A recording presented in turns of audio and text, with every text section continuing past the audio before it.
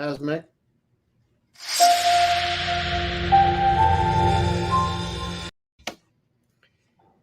It's great to be back. My name is Garry Fowler, and I am the host of the Founders Report on VCTV. I'm a serial entrepreneur and investor. I've done 17 companies, been involved in 2 unicorns. I was on the original management team at Click Software, which was sold to Salesforce for $1.35 billion, and also Eva.ai, an AI HR tech company. Today, I have a very special guest. I forgot to mention, I'm the CEO, president, co-founder of GSD Venture Studios, a premier AI and quantum venture studio located in Silicon Valley. We believe that intellectual capacity is evenly spread around the world, but opportunities aren't. And with that, I'd like to introduce my special guest. Jerry, I got to tell you, Akubo Jerry, you have so much on your LinkedIn profile. I've never seen as much, but you've worked within the Interpol organization. You've had an incredible environment from everything from TAC and to ID rank security. I mean, tell me about how did you get involved in security? What did it like? One day, you're laying in your bed and you say, I think security is really cool. I want to get into it. Or did you how did it come about? Where did it come from? Well, Garry, for me, I've been in the four walls of security organization as a law enforcement agency for over 2 decades now. In fact, my first encounter with security was after my graduation from the university. I served at the apex of security organization in Nigeria, which is a Nigerian police force. That was my first service year. After that, I developed a very keen interest in security. And all along, I've been within the security domain till this moment. And it's really interesting. You went to school in Limerick, Ireland. Now, how did you do that? How did you decide on Limerick? I know you studied digital security and IP crime, but was it how did you make a decision to go to Ireland? Yeah, absolutely. It was during my service year after my university in Nigeria. I got an exposure, especially within the Interpol domain, because at that point in time, Interpol was more like a new section within the Nigerian police, and with my first degree, which based on computer sciences, I was saddled with the responsibility of maintaining the system at that point in time. And in the course of my research and networking, I got some connect with some folks at Limericks, and I applied for the IP course, which is a graduate level course, which I did for 18 months. And in fact, that's my first encounter with international exposure. It was Ireland, Limerick University. So so you went into Interpol. Tell us a little bit about, what is Interpol? It's we hear about it in the movies, but most people never encounter. What is Interpol?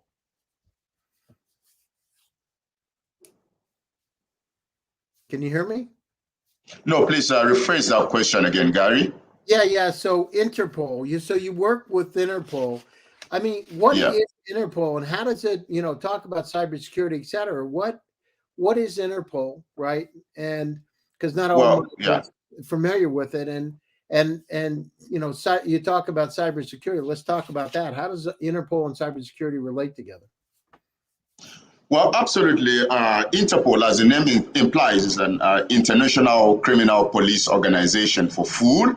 Okay, we did headquarters at Lyon in France, and it's a technology headquarters in Singapore, which is called the Interpol Global Center for Innovation, and it also has administrative offices in Brussels.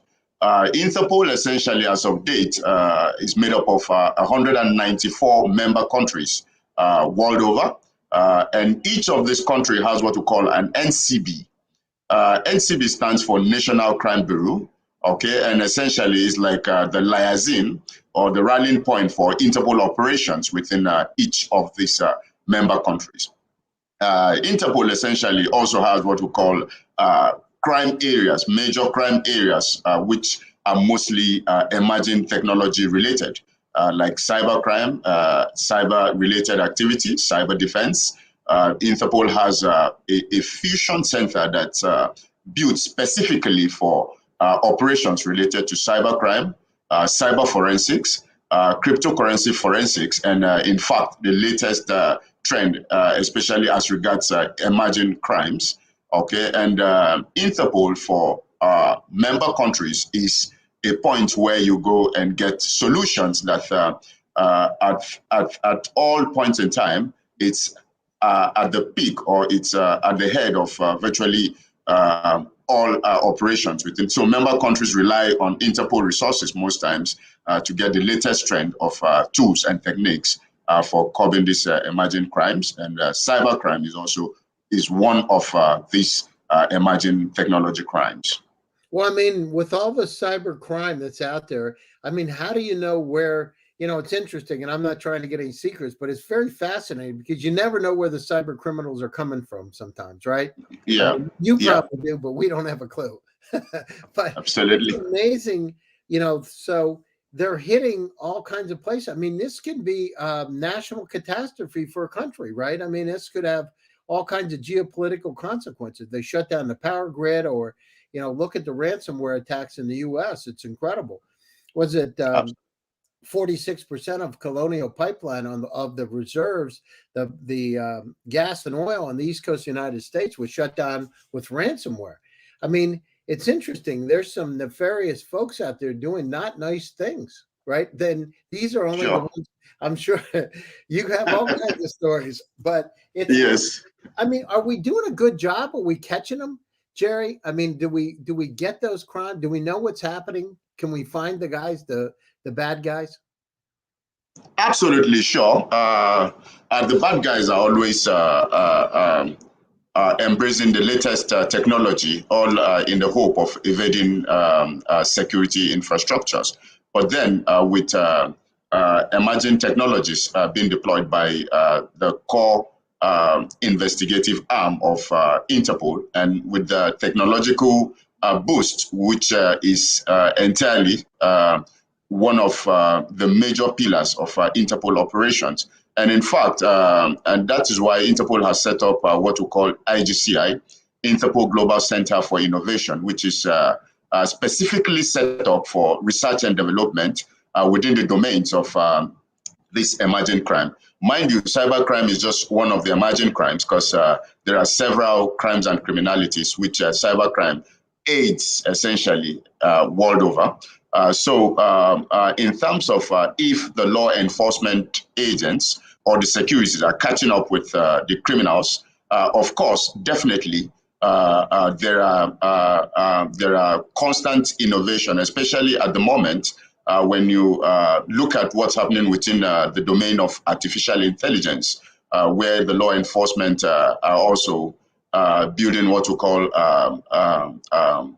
web crawlers to crawl the web, okay, automatically to 24 hours a day, 7 days a week, 365 days a year, to get what we call keywords. And these keywords basically are what these criminals use in their underground operations in the deep dark web, essentially, which is highly indexed. And essentially, this crawler also have signature of this indexed documentation. So in fact, it's very broad. The bad guys are always trying to be ahead, but the law enforcement with constant innovation, okay, are also getting them as they unfold their different operational module.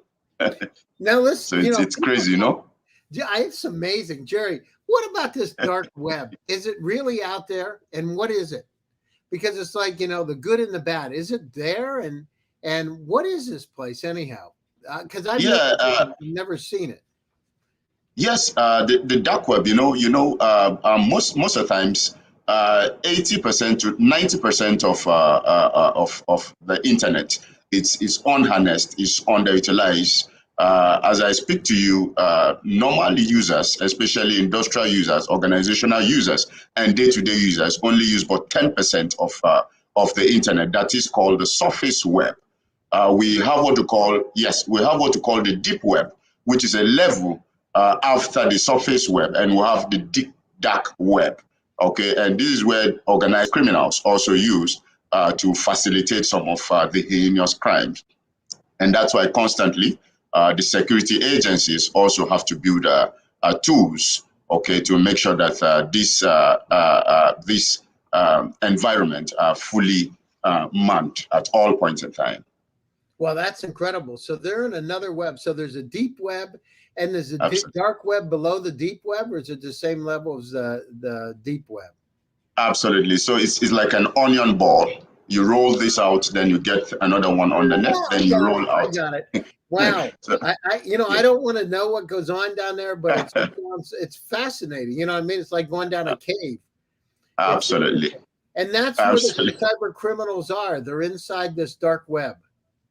Absolutely. They use this dark web for most of their nefarious operations to evade the checks.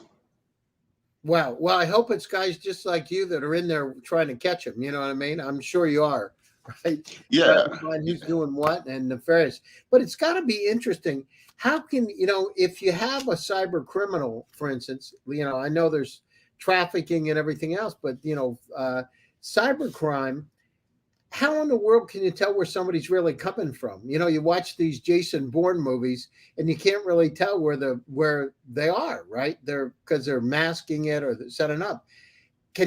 Is it hard to tell where these bad guys are coming from or not? Can you tell? Yeah, most times it's very hard to tell from just a normal investigation, but there are tools that you use to unmask, even if because most criminals today deploy the use of VPN. VPN technology, what it does, it automatically marks your IP such that a gentleman can be somewhere in West Africa, for instance, and his IP will show that he is somewhere in New Zealand, of course. And for a normal investigator, once you get a case like this and you get on, the first check you do is the headers of the email or the documentation to see where this originates from. And essentially, if you rely on that alone, then you'll be misled. But then with the right tools, essentially, you can dig deep and know exactly that this person is using a VPN. And this VPN is actually obtained from social dealer or from a particular domain. And from the domain, you can do expensive domain queries. So this domain queries narrows it down to tell you where it's been installed, okay, and at what point it was set up. And with that, you can really unmask lots of things within this domain. So it has a higher curve of technicalities. That's one thing. That's wow, amazing. And you're in the office of the President of the Federal Republic of Nigeria. You're a technical advisor, correct, to the special assistant to the president. It must be interesting. I mean, it sounds like there's an incredible amount of activity happening in Nigeria. I mean, I got to tell you, Jerry, I see it from my partner, Derek. We talk about it. I mean, it's incredible what's happened in Nigeria. I mean, there's 206 million people and the kind of steps you're going forward in terms of artificial intelligence and technology. I mean, most of my viewers may not know it, but I mean, there's a lot happened in Africa, a lot happened in Nigeria. Viewers, there's 1.3 billion people on the African continent. And if we look at it, some of the most incredible technologies that I've seen in a long time are coming out of that area. So what makes, in Nigeria, I hear AI Saturdays. I know we've done a number of presentations in Nigeria, and it's exciting. What's driving all this entrepreneurial activity, Jerry? Well, I think essentially, if you look at Nigeria, most of the startups in Nigeria, and especially the youth, they are high intellectuals. Especially if you look at the environment. Okay, it's an environment where you have to be creative in order to get some things going. And most of the youths after universities also try to engage in a self kind of tutelage that leads to incorporation of different kind of know-hows. For instance, if you look at what's happening within Nigeria specifically as of date, just like you said, there are different technological innovation within the fintech industries, within the space technology, even within the drone and counter drone, because in Nigeria recently, I think some few months back, we did a launcheon for a gentleman who was able to couple a fixed wing drone, okay, and did the test run, okay, for one of the institutions within Nigeria. So essentially, there are lots going on within the technological domain. However, the constraints are getting these technologies to an international level where it will be acceptable, and apart from the acceptability, where it will also meet what we call the standard operating procedures or international best practices for utilization of these technologies. And it's only few startups that are actually getting this opportunity at the moment. And I hope with the synergy ongoing at the moment, there will be opportunities for more of the African startups who have the capability and capacity, but don't have the connect to go global, to also be supported, especially within the domain of security in not just Nigeria, but Africa at large. Now, we're really excited. You know, it's my grandmother's from Africa, so my grandmother's North African, and so we Really? Yeah, North African. Wow. Yeah, so she I remember when I grew up, she was speaking Arabic and Greek Really? and everything else, and she would speak to me, and I thought it was normal, you know what I mean? Oh, I would say things in Greek or Arabic or whatever. But yeah, my grandmother was actually from Egypt. She was from Alexandria, Egypt. That's where she was born. Anyhow, tell me a little bit. I mean, you've got a fascinating group called Technology Against Crime Africa, and which you're the president and CEO of. This NGO is just phenomenal, and I mean, you're really going gangbusters and doing incredible things, including raising a fund. Tell us a little bit about that, and what your charter is, and where you see it going over the next couple of years. Well, thanks so very much. I think that's an important question. I like giving it a priority because for me, it's something that I've come to realize that it would essentially be one of the key organizations that will help in liberating the security sector, not just in Nigeria, but Africa at large. Technology Against Crime in Africa is a civil society organization, and we believe that with technologies, the security threats which at the moment we're encountering within the African region could be reduced to the barest minimum. TAC Africa was actually incorporated in 2016 in Nigeria, but it was actually founded in Lyon, France, at an international forum called Technology for a Safer World, where 100 plus countries were gathered to discuss a way forward for technology within their various domains or within their various countries. And that was where I got this ideation. And when I got to Nigeria, I had to put up a documentation to some colleagues and some subject matter experts, some academia within the technology domain in Africa. And I said, this dream, we had to see how we can actualize it. And essentially in 2016, it was fully registered and we started operations. In the course of our operations, we also realized that for us to operate, we need to carve a niche. And the niche area for technology is very broad, but we had to sectionalize it. So in this vein, we had to sectionalize it into 5 major pillars. One of the pillars and the major amongst these pillars is artificial intelligence and robotics. Then we have the drone and counter drone pillar. we have the cyber security and cyber defense. Then we also came up to set up the blockchain and crypto forensics pillar, which became one of the core pillars for our operation. Because even the website, at the moment, we are working with a company to set it up to a blockchain-enabled website platformation. And finally, we have the technology for social good. So essentially, these are the 5 pillars. And our aims and objective is to see how we can use this pillar to build capacity within security domain for the African sub-region. So these are the core operabilities for technology against crime at the moment. And just to give you an ideation on how we intend deploying this pillar, we also built what we call a volunteer management system.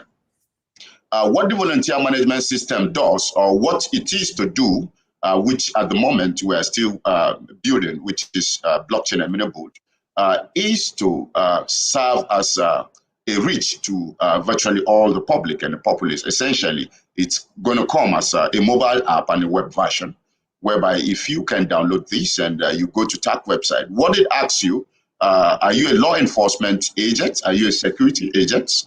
Okay, or are you a technology enthusiast? Are you a student?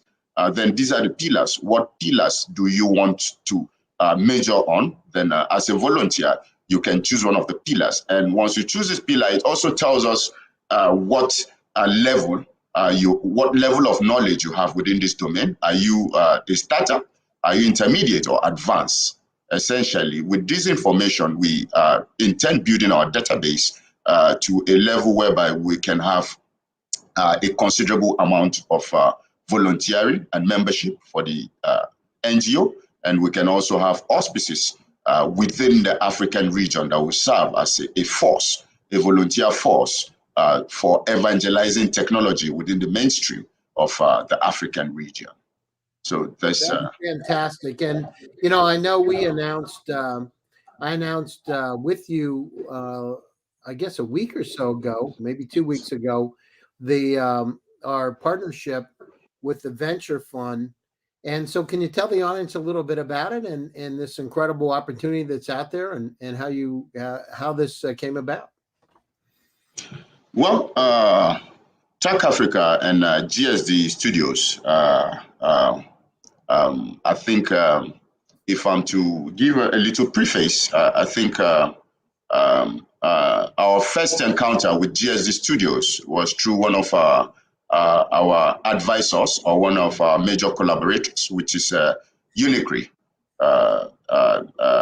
Essentially, we had one of our first or our maiden conferences, which has to do with artificial intelligence for crime prevention within the African region. Okay, it was it was the first joint technical committee ever held in Africa.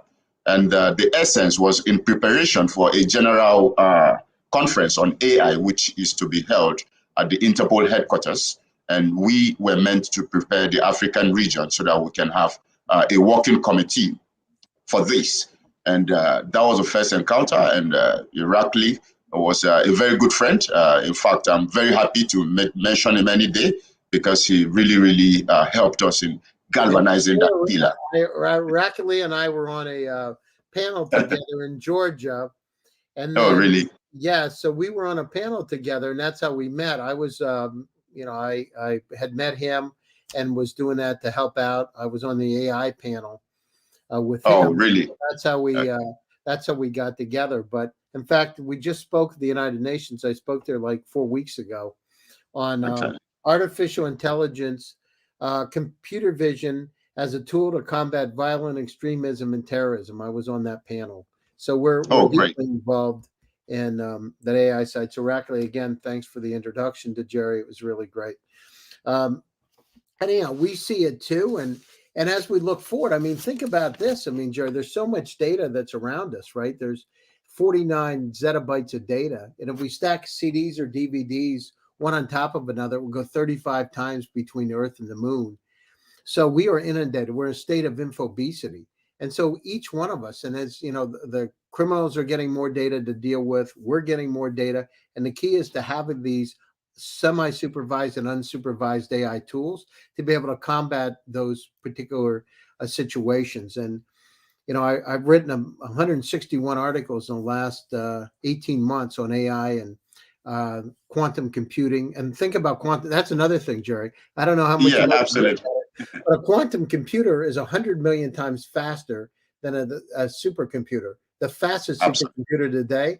What it means is it would take 10,000 years on a supercomputer, takes 200 seconds on a quantum. And Absolutely. well, I mean, you talk about having to deal with the bad guys. We got to get some quantum computers out there to be able to help us, Absolutely. So if you look at it, what's the direction? I mean, so you're working on this fund to be able to work on areas like cybersecurity, defense, AI, robotics, drones, blockchain, etc. I mean, there's an incredible opportunity. Is it just in Nigeria, or are you going to expand outside to Africa? So are you looking for startups in just Nigeria or all around the region? Well, as the name implies, Technology Against Crime Africa is a continental NGO. It's not Nigeria centric. Our goal is to make Africa great again. And knowing too well that Nigeria, it's one of the biggest country in Africa, no doubt. It's like a starting point, but we also intend having what you call contact point or liaison office within all the African regions. I mean, the 56 countries of Africa. Well, that's incredible. I mean, this is a burgeoning opportunity. If you look at it, Absolutely. it's rising. There's 1.3 billion people, folks. 1.3 billion. It's a great opportunity. There's some of the, I early on with the Rackley's introduction and working with Nathaniel and some other folks that I've met in Nigeria, I understand there's incredible talent there, and I'm really, I'm not amazed. I'm just excited, I should say, because it's a great time. Same here. And Absolutely. Being able to take those companies not only to the African continent but around the world to be able to solve all kinds of problems, agriculture, industry 4.0 with drones. I mean, it's incredible. So you're building the fund up. The fund is a $1 million fund. Where do you see the fund going? What's the goals? What's the overall goal? So the end goal of the fund is not just funding the companies, but to be in each one of the countries, or what do you say? Well, for me, firstly, I believe the collaboration, especially with regards to using of this fund to revolutionize our entire mode of operation, especially in advancing the field of security, startup in Africa and beyond. So we are looking at this funding as a major stepping stone, okay, for TAC Africa, powered by GSD Venture Studios. Okay, and essentially we're looking at myriads of workflow at the moment, which we have commenced already. One of our major operational module is first engaging all the stakeholders, and we have within the core of our scientific committee engaged academia. We've engaged law enforcement agencies. We've engaged original equipment manufacturers related to the African region, okay, and major government stakeholders, because we believe collaboration alone can lead us to a successful harnessing of whatever goals we have, especially within the region. And all hands must be on deck if we need to come up with a massive result, especially with the trust. No, it's fantastic, and you have the full power of as the CEO of GSD, and my background's in AI. I've been in AI so long. I was doing AI. That's good. I was doing AI before it was, they call it AI, but it's Lisp and Ops 5. And as a CEO of companies moving forward, there's a great opportunity, and whatever we can do to be able to support your NGO and help to be able to make the world a safer and better place. It's really great. So we're coming to the top of the hour, Jerry. Closing thoughts and how do people reach you? So I have a lot of my audience is in Africa, by the way. I'm sure there's some African startups that may be interested in contacting you. So whether they're drones or cybersecurity or robotics, how do they get a hold of you? And closing thoughts. Well, absolutely. our closing thought is this.